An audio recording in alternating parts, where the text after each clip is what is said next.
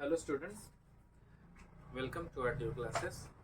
तो आज हम लोग केमिकल काइनेटिक्स पढ़ेंगे और इन शॉर्ट केमिकल काइनेटिक्स में हम लोग उतना ही टॉपिक को कवर अप करेंगे जितना कि हमारे एग्जाम में क्वेश्चन आ सके। ठीक है, तो हम लोग सबसे पहले जानेंगे कि केमिकल रिएक्शन क्या है। तो हम लोग अपने प्रीवियस क्लास में पढ़ेंगे केमिकल रिएक्शन बेसिकली एक प्रोसेस है जिसमें हम किसी सब्सटेंस को रिएक्ट करते हैं और वो एक न्यू सब्सटेंस फॉर्म करता है। वहाँ पर क्या क्या चेंजेस आता है, तो जब भी हम लोग केमिकल सब्सटेंस को रिएक्ट करेंगे तो वहाँ पर कलर चेंज होता है, प्रेसिपिटेट फॉर्म करता है, स्टेट चेंज होता है, टेम्परेचर चेंज होता है, प्रेशर चेंज होता है। तो ये सारे चीज़ हम लोग अपने प्रीवियस क्लास में पढ़ चुके हैं। तो अभी हम लोग को इन सभी चीज़ के बारे में नहीं पढ़ना। अभी सिर्फ ये पढ़ना है कि जब भी कोई सब्सटेंस रिएक्ट करेगा तो एक न्यू सब्सटेंस फॉर्म कर उसको हम प्रोडक्ट करेंगे। तो रिएक्टेंट हमेशा डिसअपियर होगा, रिएक्टेंट का कंसंट्रेशन कम होगा और प्रोडक्ट का कंसंट्रेशन इंक्रीज करेगा। मान लेते हैं कि एक सब्सटेंस जो रिएक्ट कर रहा है उसको R से मान लेते हैं रिएक्टेंट, और वो रिएक्ट होने के बाद एक प्रोडक्ट बना रहा है Q।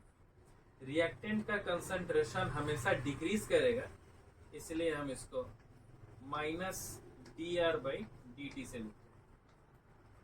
ये बतला रहा है डिक्रीज इन कंसंट्रेशन।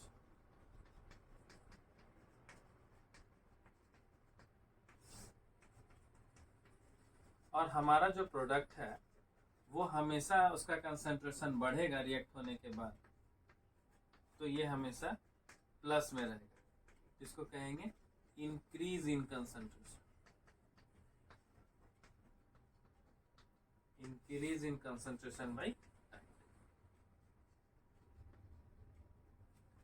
क्लियर है? रिएक्टेंट हमेशा डिक्रीज करता है और प्रोडक्ट हमेशा इंक्रीज करता है। तो सबसे पहले हम लोग एक रिएक्शन को कंसीडर करते हैं इसको समझने के लिए। तो हम लोग ऐसा रिएक्शन पढ़ते थे कि एक सब्सटेंस ए और एक सब्सटेंस बी है और ये रिएक्ट होने के बाद सी और डी प्रोडक्ट बन रहा है। ए और बी हमारा रिएक्टेंट है, सी और डी हो गया हमारा प्रोडक्ट।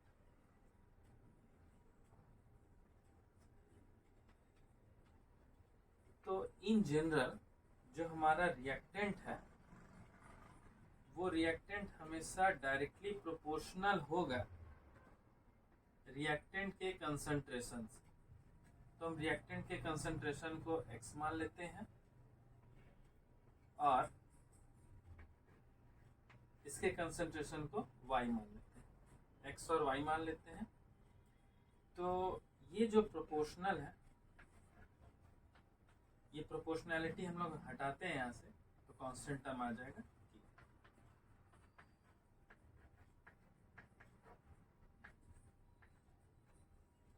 और ये हमारा k जो है इसको कहेंगे हम लोग रेट कांस्टेंट।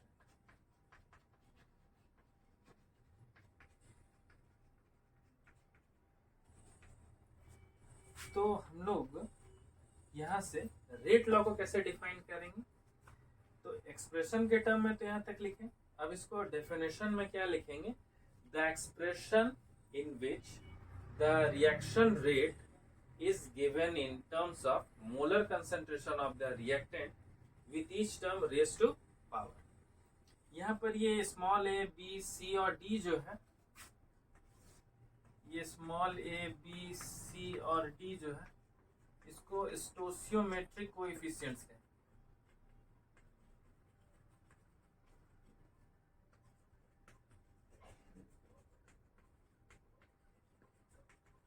और यहीं से अब हम लोग जानेंगे ऑर्डर क्या होता है।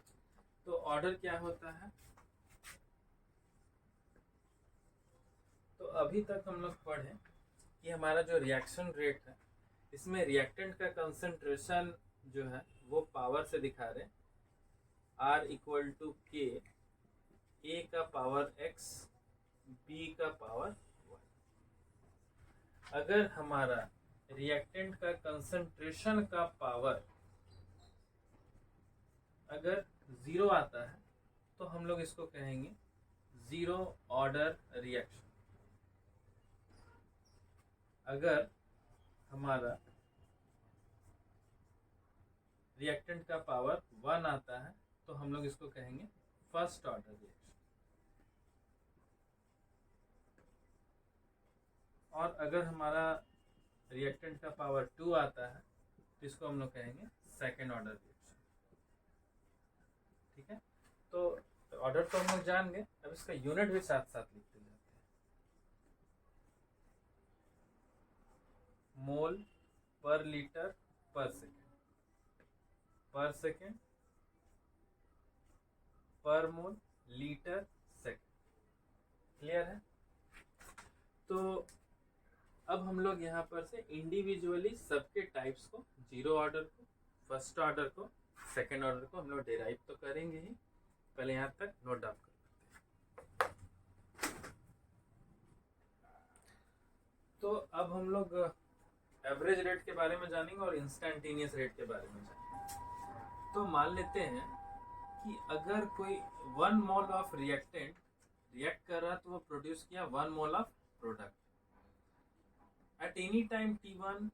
मान लेते हैं हम लोग कि कोई रिएक्टेंट है R1 तो वो प्रोडक्ट हमको दिया P1 at any time T1 पर। कोई दूसरा रिएक्टेंट हम मान लेते हैं R2 जो हमको प्रोडक्ट क्या दे रहा है P2 at any time T2। तो यहाँ पर डिक्रीज इन कंसंट्रेशन कहाँ हो रहा है? रिएक्टेंट में, और इंक्रीज इन कंसंट्रेशन हो रहा है प्रोडक्ट। तो हम लोग लिख सकते हैं R2 माइनस R1 को डेल R से, P2 माइनस P1 को डेल्टा P से। जबकि ये डिक्रीज हो रहा है कंसंट्रेशन रिएक्टेंट में तो हम माइनस का सिंबल यूज करेंगे, और ये इंक्रीज हो रहा है तो हम इसे प्लस का सिंबल यूज करेंगे। अब रहा टाइम का, T2 माइनस T1 को डेल्टा T से रिप्रेजेंट करेंगे। अब जैसे हमारा टर्म है एवरेज रेट, एवरेज रेट का बात आएगा तो जब हम रिएक्टेंट के लिए लिखेंगे तो हमारा टर्म होगा minus delta R by delta T। और अगर हम प्रोडक्ट के लिए लिखेंगे तो हम इसी को लिखेंगे प्लस में डेल्टा P बाई डेल्टा। और जब हम लोग डेल्टा T का वैल्यू लगभग 0 पुट करते हैं, डेल्टा T टेंड्स टू 0, तो ये हमारा इंस्टेंटेनियस रेट को रिप्रेजेंट करेगा। और उस समय हम लोग इसको लिखेंगे minus dR by dt reactant के लिए, और प्रोडक्ट के लिए लिखेंगे d अपॉन dt और ब्रैकेट के अंदर प्रोडक्ट। ये हमारा जो दोनों टर्म्स है ये है एवरेज रेट के लिए, और ये है हमारा इंस्टेंटेनियस रेट के लिए। क्लियर है? तो अब हम लोग पढ़ेंगे जीरो ऑर्डर रिएक्शन का इंटीग्रल मेथड। तो सबसे पहले हम लोग पढ़ेंगे जीरो ऑर्डर के लिए, और दूसरा पढ़ेंगे फर्स्ट ऑर्डर।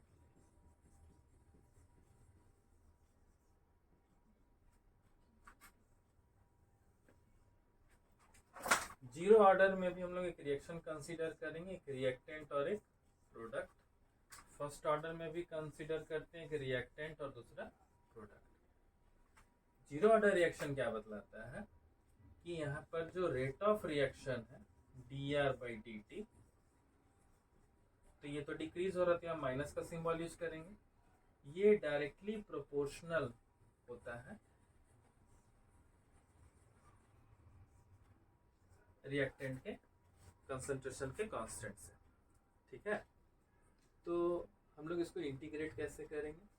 तो सबसे पहला ये डायरेक्टली प्रोपोर्शनल का जो सिंबल है इसको हम यहाँ से हटाते हैं। तो ये जो रिएक्टेंट का जो पावर है इसका वैल्यू 1 के बराबर होता है। तो इसका कंसंट्रेशन का वैल्यू जब 1 के बराबर है तो ये डायरेक्टली प्रोपोर्शनल हो गया। ये प्रोपोर्शनैलिटी का सिंबल हम लोग यहाँ से हटा देंगे और वहाँ हो गया K आर का पावर नॉट। किसी भी नंबर का पावर अगर 0 है तो उसका वैल्यू कितना हो जाएगा? किसी भी नंबर का पावर अगर 0 है तो उसका वैल्यू होगा 1। तो हम लोग इसको लिख सकते हैं डी आर बाई, इसका वैल्यू 1 हो गया।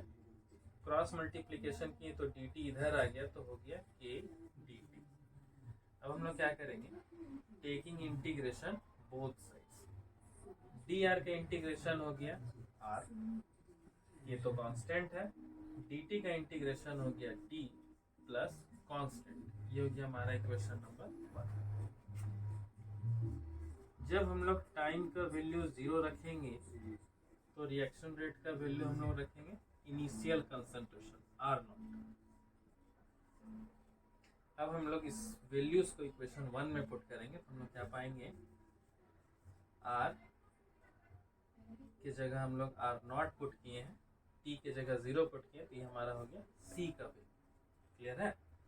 अब हम लोग सी का वैल्यू आने पर इक्वेशन 1 में पुट करेंगे तो हमारा टर्म हो जाएगा रिएक्टेंट टी प्लस सी के जगह पर हमारा टर्म क्या है?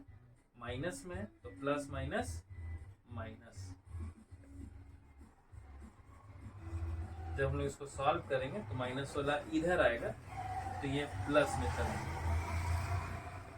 आर नॉट एक माइनस इधर आया तो प्लस में हो गया और ये माइनस में ही है हमारा टर्म इक्वल टू। क्लियर है? तो अब हम लोग इस वैल्यूज को, यहाँ पर एक के छूट गया था, इस के को पुट कर लेते हैं यहाँ पर। अब हम लोग यहाँ से अगर टाइम का वैल्यू निकालेंगे तो हमारा टर्म आएगा r nought minus r by k. ये हमारा रिक्वायर्ड एक्सप्रेशन है 0 ऑर्डर रिएक्शन के।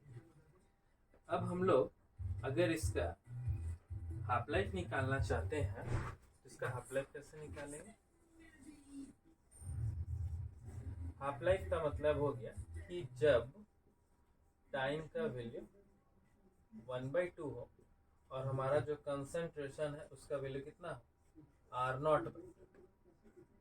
तो हम लोग पुट करते हैं टी के जगह पर हम लोग पुट किए हाफ लाइफ टी 1/2 और आर के जगह पुट किए आर नॉट बाई। इसको हम लोग सॉल्व करते हैं। पहले इसका एलसीएम लिए तो 2 r nought minus r nought, 2 r nought से आर नॉट चला गया तो हमारा टर्म क्या बचा?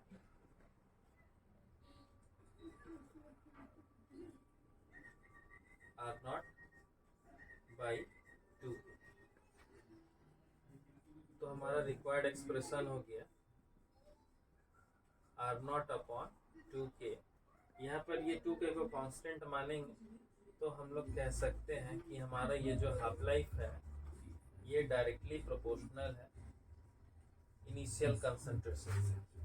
ठीक है, इसको नोट डाउन कर लेते हैं, फिर हम लोग फर्स्ट ऑर्डर करेंगे। तो अब हम लोग 0 ऑर्डर के बाद पढ़ेंगे फर्स्ट ऑर्डर रिएक्शन। जो काम 0 ऑर्डर में किए थे सेम काम फर्स्ट ऑर्डर में करेंगे, कुछ चेंजेस रहेगा। जैसे कि हम लोग फिर से एक रिएक्टेंट लिए जो क्या बन रहा है? Product. Instantaneous rate first order reaction के लिए क्या होता है कि जो रिएक्शन रेट है वो डायरेक्टली प्रोपोर्शनल होता है रिएक्शन रेट कांस्टेंट से। तो ये प्रोपोर्शनैलिटी को हम लोग हटाएंगे तो वहाँ कांस्टेंट टर्म आ गया, क्रॉस मल्टीप्लिकेशन किए और ये आर का टर्म नीचे आ गया और डी टी के के साथ चला गया। अब हम लोग दोनों तरफ इंटीग्रेशन ले रहे हैं। जो हमारा माइनस लेफ्ट साइड में था उसको राइट साइड की तरफ कर दिए। अब हम लोग इसको इंटीग्रेट कर रहे हैं। 1/r का इंटीग्रेशन इधर हो रहा है, इधर के डी टी का हो रहा है। 1/r का integration log r minus D T का इंटीग्रेशन हो गया t प्लस कॉन्स्टेंट। ये हो गया हमारा इक्वेशन नंबर 1। अब हम लोग क्या करेंगे कि टाइम का वैल्यू रखेंगे 0 और जो कंसंट्रेशन है R है उसके जगह पर रखेंगे R नॉट इनिशियल कंसंट्रेशन, और इस वैल्यू को हम इक्वेशन 1 में पुट करेंगे। जैसे t का वैल्यू 0 पुट करेंगे तो ये हमारा पूरा टर्म 0 हो गया। तो सिर्फ c का वैल्यू क्या मिलेगा, log, और r की जगह क्या पुट किए थे, r0। अब हम लोग c का वैल्यू जो लाए log r0, इसको इक्वेशन नंबर 1 में पुट करते हैं। तो हम इक्वेशन 2 का वैल्यू इक्वेशन 1 में पुट किए तो हमारा टर्म कैसा दिखाई दिया, log r equal to minus k t plus c के जगह पर log r0। ये माइनस में, इसको इक्वल टू के इधर लेते हैं तो प्लस में हो गया, और जो प्लस में था उसको उधर ले गए तो माइनस में हो गया। log a minus log b, इसका फॉर्मूला होता है log a बाई b। तो ये r0 ऊपर और r नीचे हो गया। हम लोग यहाँ से k का वैल्यू निकाले तो वह 1/t log r0 upon r। ये हमारा रिक्वायर्ड इंटीग्रेटेड रेट इक्वेशन है। 0 ऑर्डर का हम लोग पहले पढ़ चुके थे, अभी हम लोग फर्स्ट ऑर्डर का निकाले हैं। ये हमारा रिक्वायर्ड एक्सप्रेशन है इंटीग्रेटेड रेट इक्वेशन का फॉर फर्स्ट ऑर्डर रिएक्शन। इसको लॉग के टर्म्स में लिख सकते हैं और करके 2.303/t log का बेस में 10 r0/r। ठीक है, लेकिन कभी कभी क्वेश्चन में अटैच करता है कि आप इसका हाफ लाइफ निकालिए। तो हाफ लाइफ के लिए क्या करेंगे कि हाफ लाइफ के लिए हम लोग यहाँ से t का वैल्यू हाफ रखेंगे, t का बेस में 1/2, और जो कंसंट्रेशन है उसको r0/2 पुट करेंगे। हमारा k का जो वैल्यू था 2.303t log का बेस 10 r0/r। हम लोग क्रॉस मल्टीप्लिकेशन किए t ऊपर, तो t का वैल्यू निकालेंगे तो k नीचे आ गया। अब हम लोग को क्या कर पुट करने के लिए बोला गया, t के जगह पर t 1/2 और r के जगह r0/2। हम लोग t के जगह t 1/2 पुट किए, और जहाँ r है वहाँ पर क्या पुट किए, r0/2। तो ये r0 से ये r0 कैंसिल हो गया, और ये 2 कहाँ चला गया, ऊपर। log 2 का वैल्यू 0.301 होता है।